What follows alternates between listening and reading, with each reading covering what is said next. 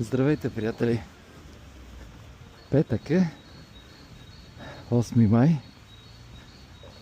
малко преди обяд и аз вървя по една хубава алея, сенчеста, посока стадиона в град Враца.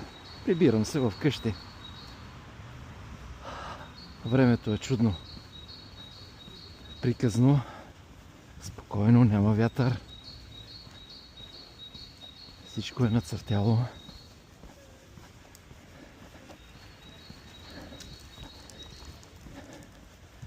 Прибирам се от Кауфланд. Кауфланд във Враца се намира на разстояние около 3 км и половина от къщата, в която живея. Да, всеки би казал 3 км и половина, голямо разстояние. Човек като има кола, качва се в автомобила и за отрицателно време в Кауфланд пазарува и всичко става много бързо. Да, така е. Обаче аз обичам да ходя пеша. Ходенето пеша е здраве. И то бързото ходене. Да, напазарувал съм не много тежки неща. Ето виждате, една пазарска чанта, кафе от 1 кг за любимата ми кафемашина, други дребни неща, замразени зеленчуци в пликчета по 1 кг. Нося някъде около 6 кг. Не ги усещам, дори ми е удоволствие. По принцип, при разходката до Кауфланд не избирам краткия маршрут. Винаги избирам интересен маршрут. Маршрут през центъра на града, в който винаги откривам, въпреки че всеки ден минавам поне по 2 пъти, винаги откривам доста интересни неща. Друг е въпросът, че срещам и мои приятели, с които разговаряме. Живее. И така, ето тук продължавам напред по алеята към стадиона.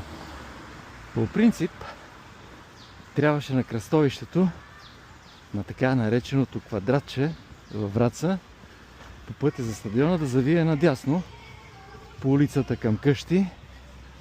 Обаче аз обичам да се разхождам и обичам да се наслаждавам на гледката. Да, ето тук, около нас има 2 детски градини, едно начално училище, а пък по-надолу е езиковата гимназия и спортното училище. Чувате детската глъчка. В момента децата имат някакво мероприятие.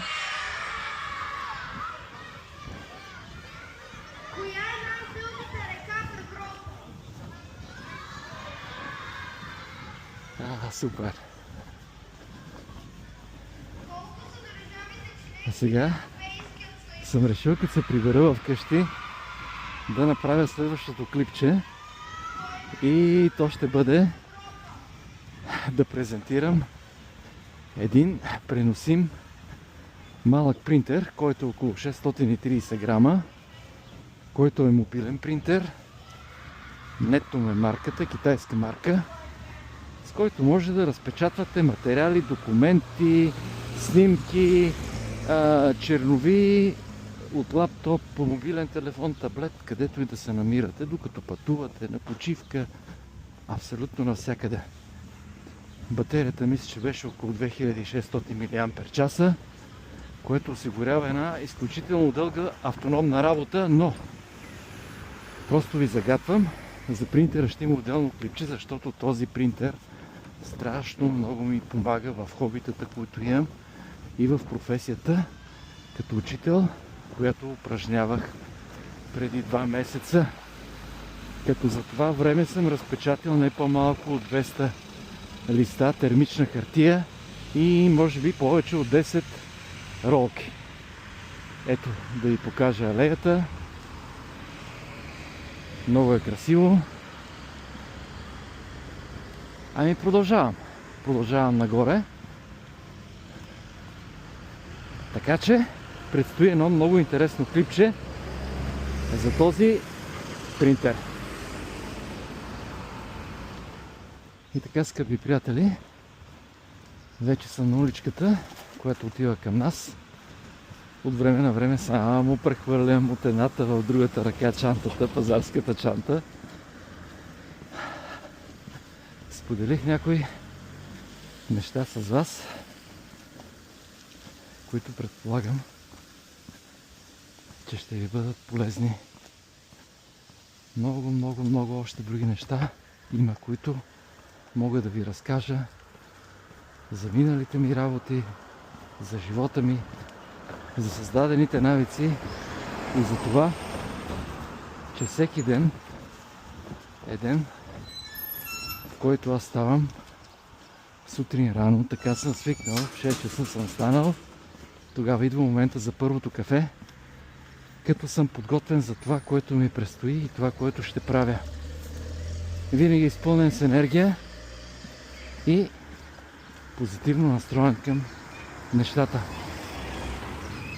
Трудности навсякъде, всеки ден срещам трудности. Минал съм през всичко в този живот. Всичко съм видял. Не знам нещо, което да не съм видял в този живот. Но пак, въпреки трудностите, винаги приемам и търся позитивното в нещата. И както е казал един мой идол, ментор, сър Ричард Брансън, преследвай мечтите си, не се отказвай, колкото да е трудно, продължавай напред и майната му да го направим. Това е, скъпи приятели. Ако ви е харесало видеото, ударете един лайк. И ако имате желание да гледате винаги и да научавате това, което правя, абонирайте се. Хубав уикенд и хубава събота и неделя.